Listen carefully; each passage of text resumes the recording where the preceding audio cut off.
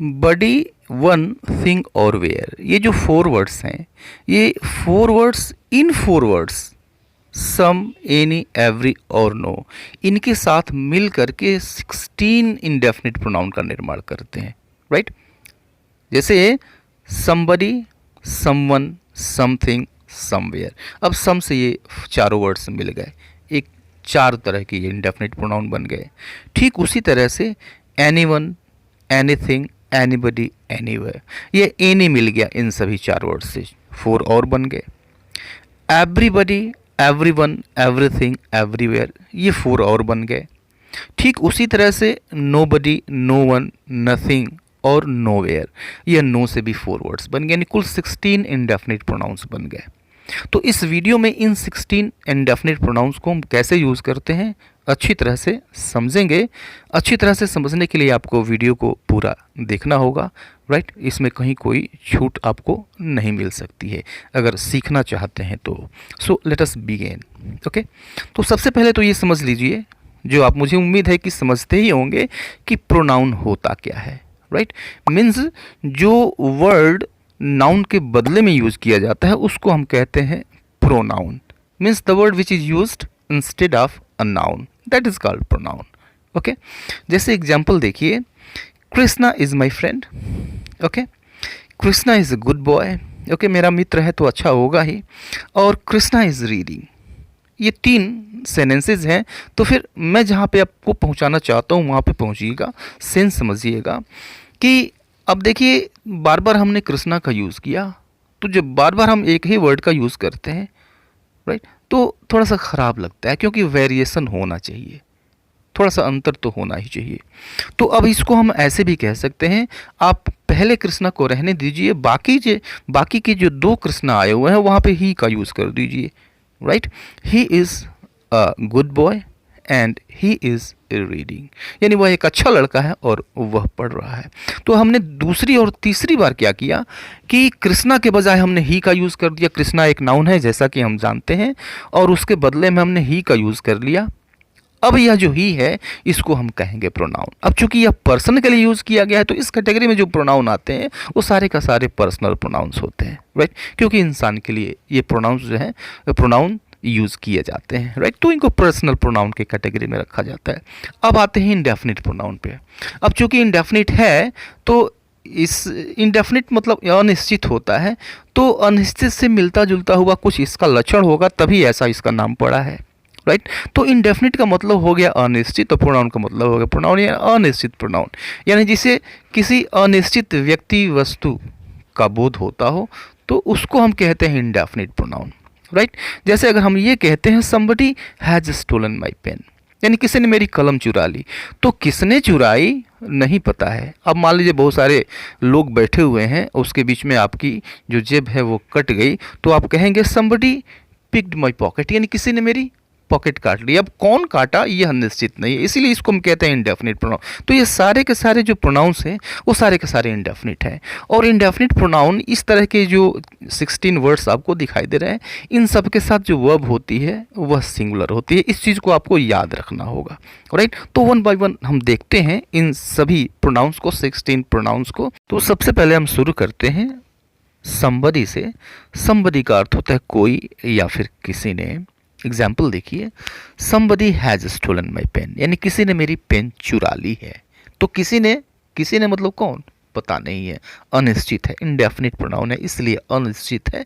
और चूंकि indefinite pronoun है इसलिए यह जो वर्ब आई हुई है सिंगुलर है। पहले मैं बता चुका हूँ, वर्ब जो होगी इन सब के साथ सिंगुलर होगी, राइट। या फिर हम ये कहें समबडी पिक्ड माई पॉकेट, यानी किसी ने मेरा जेब काट लिया। तो आप कहेंगे साहब समबडी है तो समबडी के बजाय हम समवन का भी तो यूज़ कर सकते हैं। हाँ बिल्कुल यूज़ कर सकते हैं। इन दोनों का जो अर्थ है वह सिमिलर होता है, लगभग एक जैसा होता है, थोड़ा सा फ़र्क होता है।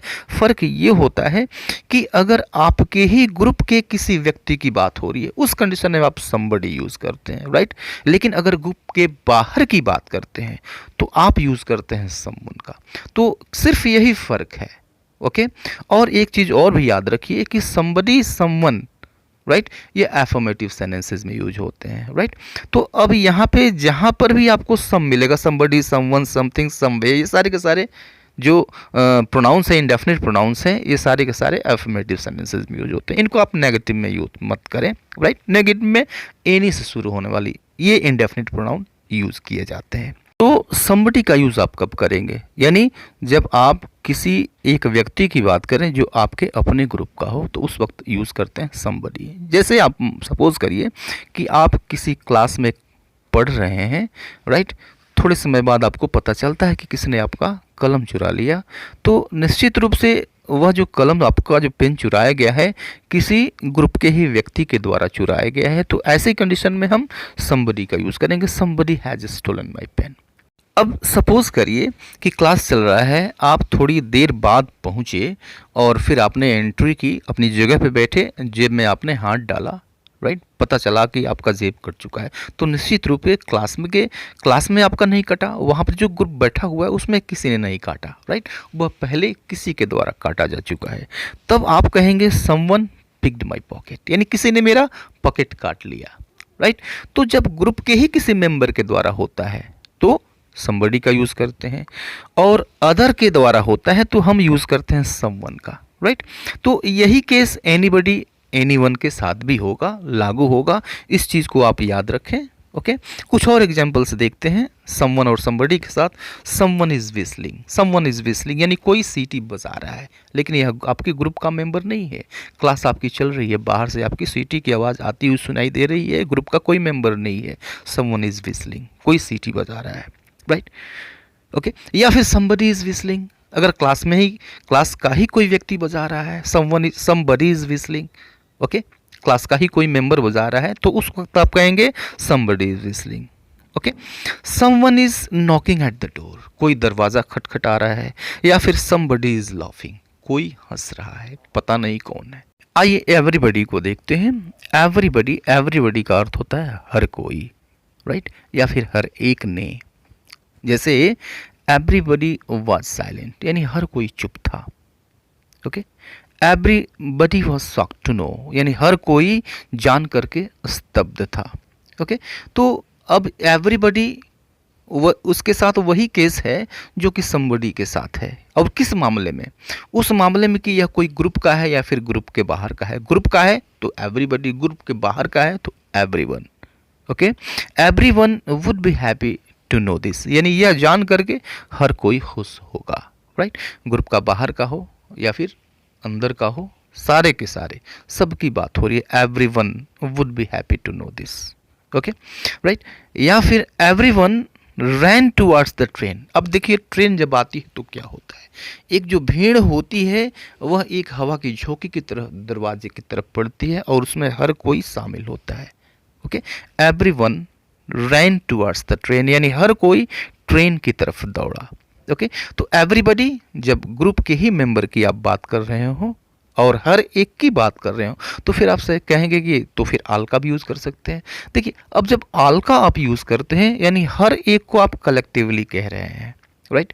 लेकिन अगर आप एवरीबडी या फिर एवरीवन का यूज़ करते हैं यानी हर एक की बात कर रहे हैं, हर एक की बात कर रहे हैं, प्रत्येक की बात कर रहे हैं, यानी हर एक सिंगल पर्सन की बात कर रहे हैं, राइट। और इसीलिए जो वर्ब होती है यह सिंगुलर होता है। लेट अस सी एनीबडी। एनीबडी का मतलब होता है कोई भी। एग्जाम्पल देखिए, anybody didn't like the idea, यानी उस आइडिया को किसी ने भी पसंद नहीं किया। एनीबडी के साथ एक चीज़ आप ज़रूर याद रखें कि जिस भी वर्ड के साथ एनी जुट गया, यहाँ पर मैं यहाँ की बात कर रहा हूँ कि एनी जिस वर्ड के साथ भी जुट गया, ये सारे के सारे जो वर्ड्स हैं ये यूज़ किए जाते हैं नेगेटिव सेंटेंसेस में, राइट। तो anybody didn't like the idea, यानी किसी ने उस आइडिया को पसंद नहीं किया, राइट। तो अब देखिए इस एनीबडी की जगह पे हम नोबडी का भी यूज़ कर सकते हैं, अर्थ वही रहेगा। तो आप एनीबडी नॉट यूज़ कर लें या फिर नोबडी यूज़ कर लें, ओके। तो आप एनीबडी और नॉट को हटा दें, इसके बदले में यूज़ कर लें nobody, nobody liked the idea, यानी किसी ने भी आइडिया को पसंद नहीं किया। तो इन दोनों में कोई अंतर नहीं है। आप कहीं भी किसी भी कंडीशन में इसका इस्तेमाल कर सकते हैं, अर्थ में कोई नहीं है, कोई अंतर नहीं है। जैसा कि मैंने पहले बताया कि आप याद रखें एनीबडी जिसमें भी बडी आ गया तो आप ग्रुप के मेंबर की बात कर रहे हैं, राइट। अगर वन आ गया तो आप ग्रुप के मेंबर के अलावा किसी दूसरे व्यक्ति की बात कर रहे हैं, राइट। तो इस चीज़ को आपको याद रखना है। ओके, कुछ और एग्जाम्पल देखिए। ही डिडंट इनवाइट एनीबडी, यानी उसने किसी को भी आमंत्रित नहीं किया। ओके, तो डिडंट इनवाइट एनीबडी। अब सपोज करिए कि आपका एक दोस्तों का ग्रुप है, ओके, और किसी के यहाँ कोई फंक्शन था, उस फंक्शन में ग्रुप के किसी भी मेंबर को इनवाइट नहीं किया गया, तो आप कह सकते हैं ही डिडंट इनवाइट एनीबडी, उसने किसी को भी आमंत्रित नहीं किया।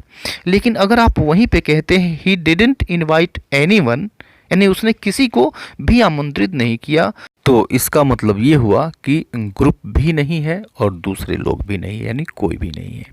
अब देखिए, इसको हम ऐसे भी कह सकते हैं ही इनवाइटेड नोबडी, ओके, या फिर ही इनवाइटेड नो वन। ध्यान रखें, नो और वन ये अलग अलग होंगे। तो ही इनवाइटेड नोबडी ऐसे भी कह सकते हैं, ही इनवाइटेड नन ऐसे भी कह सकते हैं। उसने किसी को भी आमंत्रित नहीं किया, अर्थ में कोई अंतर नहीं है। तो आप नॉट एनीबडी यूज़ कर लें, या फिर आप नोबडी यूज़ कर लें, या फिर आप नो वन यूज़ कर लें, और आप नन का भी यूज़ कर सकते हैं। ओके, तो ये सारे विकल्प खुले हुए हैं आपके लिए, इनमें से आप कुछ भी यूज़ कर लें, अर्थ में कोई अंतर नहीं है, right. We called but no one answered, यानी हमने पुकारा लेकिन किसी ने भी उत्तर नहीं दिया।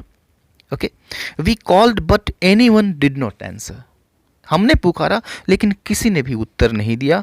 तो आप यहाँ पे नो वन का यूज़ कर लें, ओके, या फिर आप एनी वन का यूज़ कर लें, और जब एनी वन यूज़ करेंगे तो उसके साथ हम नॉट को यूज़ करना होगा।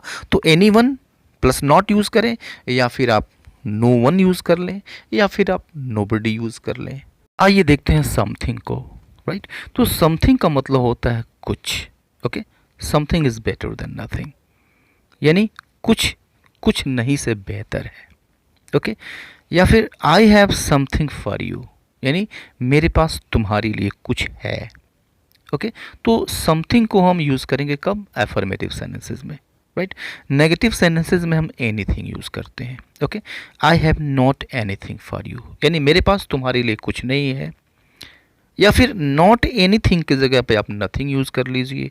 I have nothing for you, मेरे पास तुम्हारे लिए कुछ नहीं है, means not anything means nothing. He doesn't want anything, यानी वो कुछ नहीं चाहता है, राइट। तो डजंट वॉन्ट एनीथिंग ये इस तरह से आप कह लीजिए, या फिर ही वॉन्ट्स नथिंग, वो कुछ नहीं चाहता है, मीन्स नॉट एनीथिंग की जगह पे हमने यूज़ कर लिया नथिंग का। ऐसे आप भी यूज़ कर सकते हैं। एवरीथिंग, एवरीथिंग का मतलब होता है सब कुछ। आई हैव एवरीथिंग, मेरे पास सब कुछ है। Everything was in its place, सब कुछ अपनी जगह पे था। ओके, यानी हर एक चीज़, एक एक चीज़, प्रत्येक चीज़ अपनी जगह पे थी। इसका भाव ये है, इसका सेंस ये है, इसीलिए सिंगुलर है। पहले भी बता चुका हूँ कि ये जो 16 वर्ड्स हैं, सारे के सारे वर्ड्स जो होंगे सिंगुलर होंगे। ओके, आइए बढ़ते हैं हम समवेयर की तरफ।